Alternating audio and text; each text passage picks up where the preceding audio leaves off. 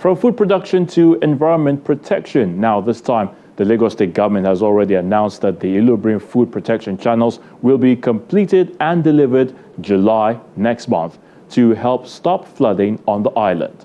This is according to the Permanent Secretary, Office of Drainage Services, Lagos State Ministry of Environment and Water Resources, Mr. Olalekan Sodende, who made this known during an on-the-spot assessment of the ongoing project at Ilubirin, Lagos Island.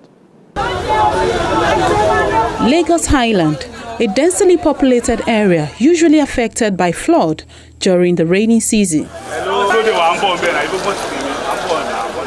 Knowing the drastic effect of rainfall on Lagos Island, the state government commenced the construction of a drainage channel at Ilubirin last year in order to prevent flood disaster within the area. Now, do the same thing for other ones too. See, that one too is coming in to Shetiri. They should be monitoring this thing.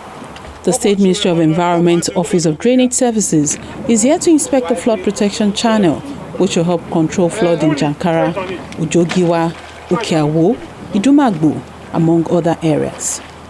The Permanent Secretary in charge of the project gives details of what has been done so far. What we're doing now is we're going to create a diversion channel that will bring the Evans collector to the Jankara collector, where we're going to create a sump. We're going to, introduce, big turbine pumps, 3 million liters per hour capacity. Each pump is going to be able to move 3 million liters in 1 hour. We're installing 3 pumps. And this sump will be a 20 meters by 20 meter length and breadth by almost 6 meters deep into the ground. Because this pump is about 4 meters high. It needs to be covered in water to maintain the temperature of the turbine, of the coils. So we need 2 meters of water all around the pump all the time. So in addition to the sump we're creating, we're doing another discharge channel that is going to discharge higher than the level of the lagoon. So at no time would the lagoon be able to flow back into the island like we used to have now. When there's high tide, the water flows back. At low tide, it flows out. At any time of the year when we finish this project, the channel we've done that I showed you earlier will be able to discharge water into the lagoon and never have a flow back. So the invert of that channel to the bottom of the sump is 6 meters. You've not add even the height of the channel to it. So we're talking about maybe like 8 meters mass box concrete for the pump alone. So all this is what we're doing. When we say pumping station, we're not going to just put in a pump. We're talking of mega pumps that is almost twice my height or more than twice my height that we're installing there that can move 3 million liters in 1 hour. I don't think we have that kind of volume existing, but we're looking for the peak.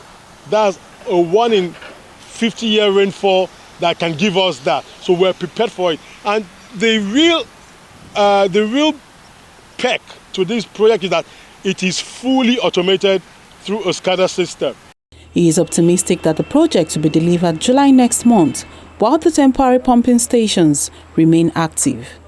We don't want the October intensity to catch us on that, because when you're digging 6 meters on the island, that's enormous. That requires a lot of double handling.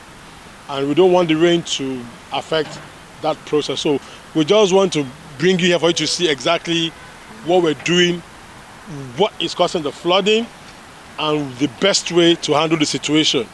So opening up the canal or not does not solve it. It will only give inlet for the high tide to come back into the Lagos Island when it is actually raining.